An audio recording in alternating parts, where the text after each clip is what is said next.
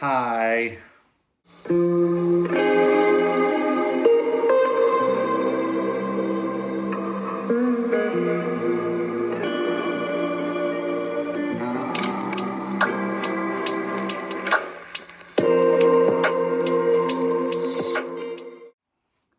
Hello everyone and welcome to Bound in Prose, the booktube channel for those with very eclectic tastes in literature. Also the channel that has been on hiatus for quite some time. I do apologize for that. But I am back again and I am ready to talk to you today about some great books that I read in 2024 and talk to you about some things that I want to read going forward in 2025. For those of you who have waited for this new video to come up, for those of you who have messaged me on Goodreads and asked me if I'm still doing this channel and that they would love to hear my opinions on certain books, just for those of you who have come on back, those of you who have come on back, thank you so much. I really like doing this booktube channel, but some of you know I took a new job, and this year was my first full-time semester as a band director at an ISD high school, and y'all, I have so much enjoyed this new job. I have loved doing it, and I have poured myself into this new job. And so the reading has just kind of taken a little bit of a back seat. It's just not been as important to me as focusing on this band program.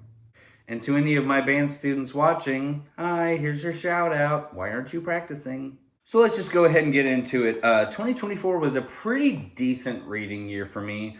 I started off really strong in the first half. I was in my car a lot. I had Audible, and I was just blowing and going through books. And then second half of the year, once I took this full-time position as the band director, things kind of slowed down significantly for me. I was just focused on that, and I'm a pretty big introvert, and so there was just so many days that I would just get home and just go like, nope, can't do that. I'm just gonna mindlessly watch TV, watch YouTube, play some video games, something else. I just don't feel like I can fully focus on books.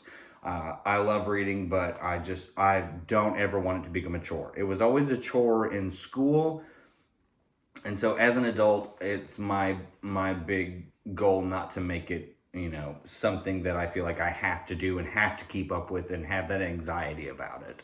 So currently I am rereading, wow, I almost slapped myself with my bookmark. I'm currently rereading Rhythm of War by Brandon Sanderson, which is the fourth book in the Stormlight Archive series. So I wanted to be able to reread this and be done with it by the time book 5, Wind and Truth, came out. And it just didn't quite happen. I am currently on page 802. So now that I've been on Christmas break, I've actually been kind of getting through it a little bit quicker, been able to focus on it a bit more. So that's what I'll be doing over the next couple of days, is continuing to get through Rhythm of War for the second time. If you haven't read Stormlight Archive and you're a fantasy fan, I'm sorry that you're a contrarian, and that's a really sad way to go through life. But yeah, you should just go ahead and get over that and get on Stormlight Archive. If you are a fan of Stormlight Archive, it's so good. It's so good. And Brandon Sanderson was the one, obviously, if you're a fantasy fan, but he was the one that finished Wheel of Time, which was like my junior high school years when I found those, and just completely fell in love with Wheel of Time, was devastated when Robert Jordan passed and he hadn't finished the series. I just didn't think anybody could do it justice, but Brandon Sanderson did. Now he's writing his own magnum opus, and it is phenomenal. So I cannot wait to get into Wind and Truth. It's coming, and please, for the love of all that's good and holy, if you've already read Wind and Truth, please do not spoil it.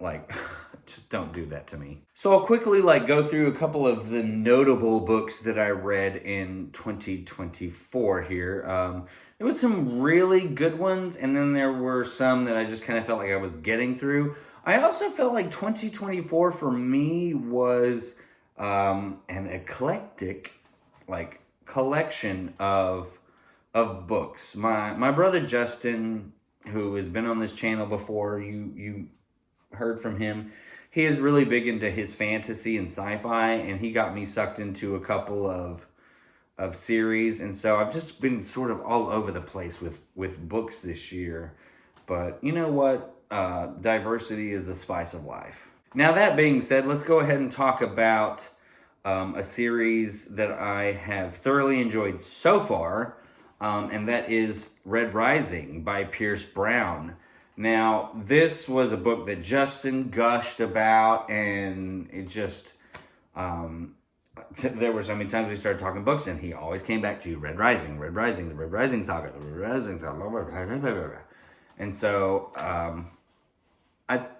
I ended up buying the first one. I thought he bought it for me, but no, he hounded me until I finally picked up a copy of it, and I have read the first 3 books. So I have read Red Rising, Golden Sun, and Morning Star. And so far, a perfect trilogy. It's so good. So very, very good. It is so incredibly action-oriented and fast-paced. This first one is almost like Hunger Games for adults. I mean, it's brutal in so many ways. I found the world building and the hierarchy of people and, correlating to their colors was super interesting. So the reds are the miners and the golds are like the nobility or the aristocracy or, the warlord, perfect, physique kind of people. And the main character, Darrow, is a red who basically gets plastic surgery to become a gold and to infiltrate their society and bring them down from within. It was so good. So good. The first one is so good, so interesting, even though there was a point I'm like, okay, so this is Hunger Games.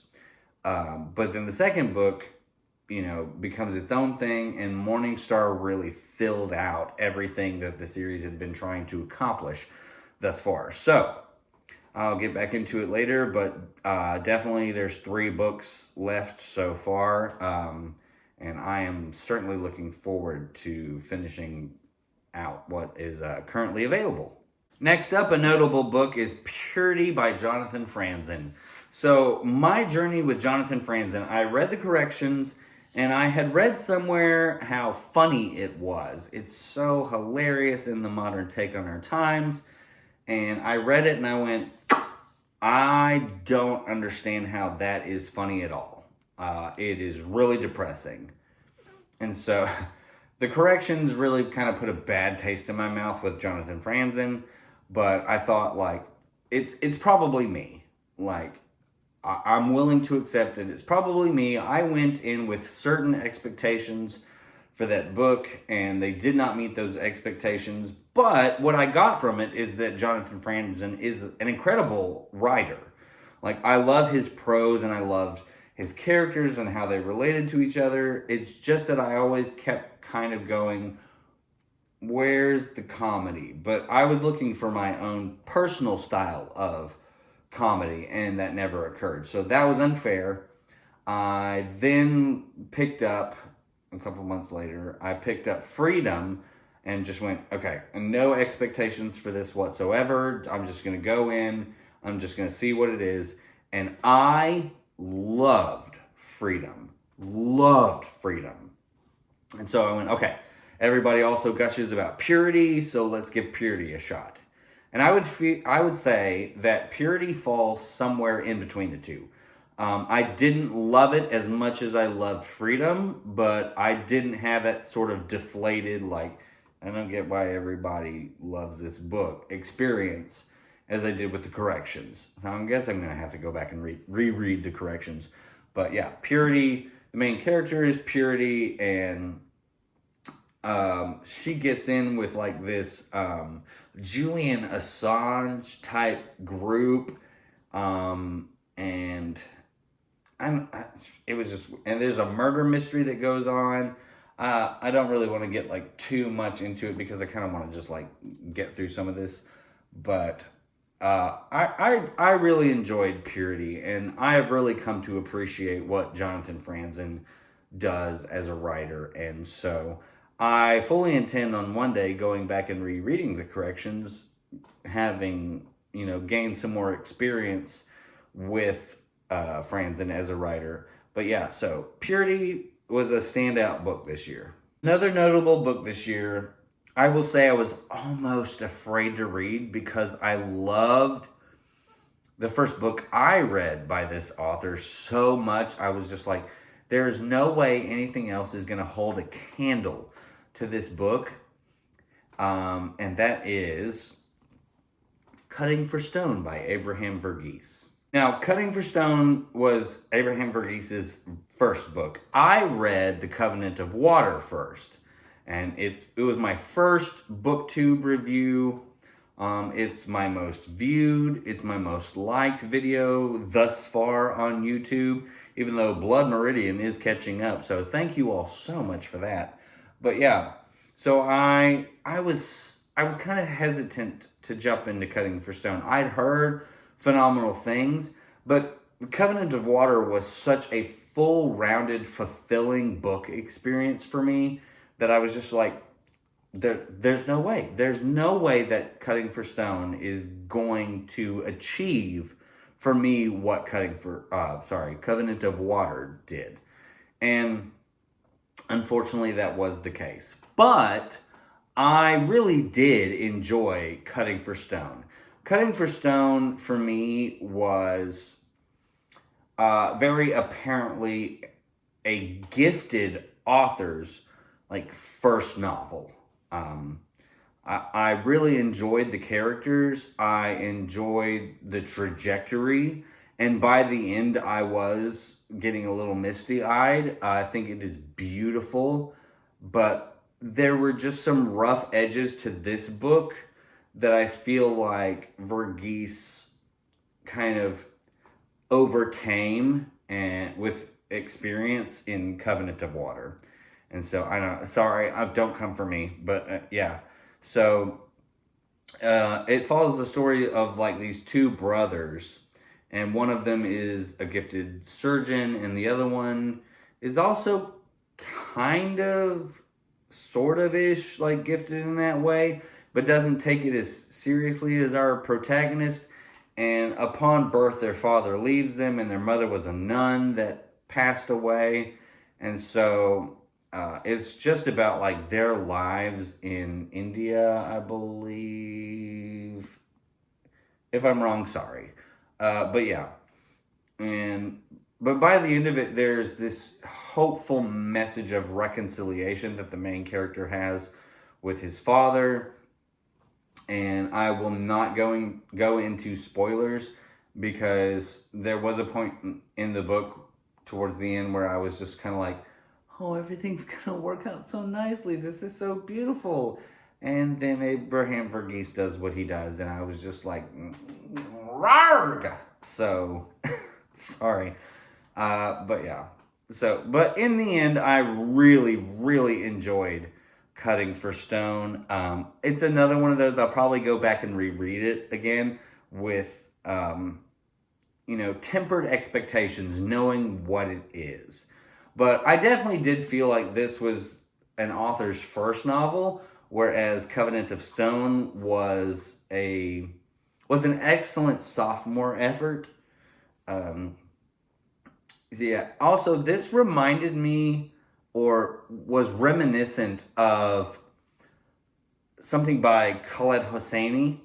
I really felt like this was very Kite Runner and the Mountains Echoed, and not quite A Thousand Splendid Suns, but I very much got Khaled Hosseini's style from this.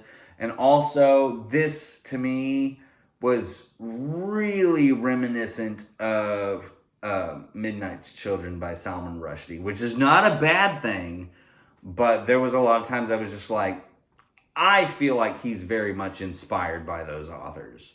So, like I said, not a bad thing, but I just feel like he found his voice more in Covenant of Water. So, there we go. Another standout novel for me was World Without End by Ken Follett. So I have not done a review on either this or the first novel in the Kingsbridge saga, but the first one was The Pillars of the Earth, and that was one of like the milestone readings for me whenever I was starting to branch out from just purely fantasy and sci-fi and Stephen King.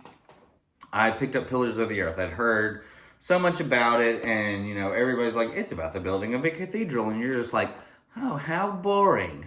But everybody said, like, no, it's not boring. Like, yes, that sounds boring, but you should read it. And so I was like, I can always DNF it. So I picked up Pillars of the Earth, and I devoured that book. Like, it was so incredible. It was another kind of case of that was so good, I kind of don't want to read anything else in the series because I know it's not going to be as good as that. So anyways, World Without End takes place like a century years or more later. It takes place like basically during the Black Plague, and so it's set in Kingsbridge, and all of the characters from the first are gone. They're dead. I mean, it's so much like later, but you see where Kingsbridge has come, and this one really centers around characters who are interested in like medicine, I would argue, and so there was a character in the first one, Philip, who was like the religious man who fought for the building of this cathedral, and he was arguably the protagonist of the first book, even though there's a ton of characters. In this book, you get a character who is a religious figure who is the exact opposite of Philip that just drove me nuts. And actually, you get a couple of them, but just absolutely drove me bonkers. Anyways, all that is to say that World Without End is an incredibly worthy sequel. It was very good, very engaging, and it had all of those like fully rounded characters and those Game of Thrones type plot lines that interweave, and you never know technically where somebody is headed and what they're plotting and planning and when the rug is going to be swept out from under these characters. And so it was as worthy a sequel to Pillars of the Earth as could have possibly been written. And so I know some people say it's even better. I wouldn't disagree with you. But yeah, World Without End by Ken Follett. I absolutely love this. And then the last standout novel I will talk about, which I had to go back through some of my old videos and all that. Did I seriously not talk about that? Was Pachinko by Minjin Lee. I love this book. I loved this book. This is about a South Korean family that immigrates to Japan and does whatever they can to make money. And they end up like selling kimchi on the streets and are just poverty stricken and treated like junk in Japan, and eventually become like pretty wealthy or pretty stable through the pachinko parlors, which the pachinko parlors were basically like gambling parlors. And so the pachinko machines, they're kind of like Planko, but there's a bunch of like, silver balls that fall down into like certain slots and you can win money. Anyways, that's neither here nor there. But the way that this family adapts and grows, and the morality of some of the characters, this was just such an engaging read. And I put this up there with some of my favorite like family drama epics like East of Eden, The Thornbirds. I keep saying it. I'm like never done a video on East of Eden or the Thornbirds, and maybe I'll do that someday. But yeah, Pachenko by Minjin Lee was just a phenomenal read. Phenomenal. So those were some of the highlights of my 2024 reading list. I mean, I obviously read some other things, but those were the ones that really stuck out to me. And so now I'm going to chat with you a little bit about what I want to read in 2025. Duh. Now this one I'll actually talk about. I did a video on Shogun. I loved Shogun. It's like, I think it was number 4 in my top 10 books video. But I loved that one, and I have just not gotten into the next one, but I would love to continue the Asian Saga with Taipan. Next is Demon Copperhead by Barbara Kingsolver. Now, I have heard phenomenal things about this book, and this was another instance of me going up to the cashier at Barnes & Noble, and I put it down, and he went, I've heard such good things about this, and that makes me super excited. But yeah, I have read the Poisonwood Bible by Barbara Kingsolver, and that's one of those books that you go into a used bookstore and you're gonna find a copy of it. Like anywhere there's used books, you're going to see the Poisonwood Bible by Barbara Kingsolver. And so that was kind of one of the reasons I read it to begin with, was just like, I see this everywhere, so let's just go ahead and read it, and maybe I won't see it ever again. But I really enjoyed the Poisonwood Bible. I remember the third act kind of feeling like, okay, this has gone on long enough, but I still really enjoyed it. But this won the Pulitzer, and it sounds really interesting. Also, on my channel, if you don't mind going and giving it a quick view, I did a read-along of David Copperfield. And apparently this is a modern-day retelling of David Copperfield. And I love David Copperfield. I love Charles Dickens. And so I was like, okay, the next Barbara Kingsolver novel should be Demon Copperhead. Also, if you've been following this channel for any length of time, you've probably heard me say something about I used to only read fantasy, sci-fi, or Stephen King books.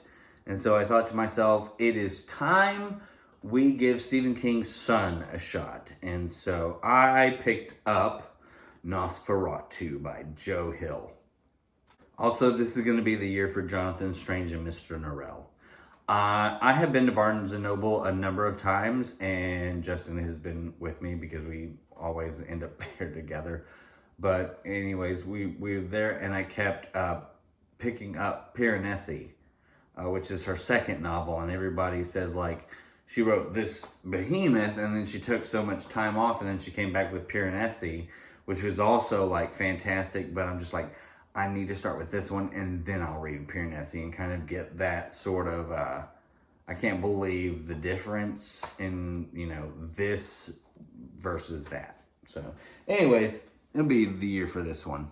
Okay, I'm just going to rapid fire a few more, and then I will let you go. I absolutely loved A Gentleman in Moscow by Amor Towles, and so why not Rules of Civility?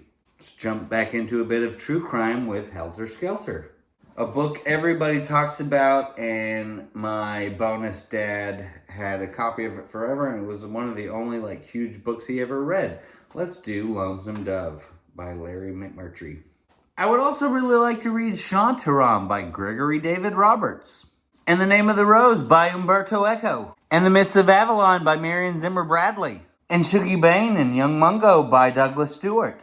The Wager by David Graham. The Wind-Up Bird Chronicles by Haruki Murakami, even though I didn't like 1Q84. The Brothers Karamazov by Dostoevsky. I know I said that wrong, I don't care. Don Quixote of Human Bondage. And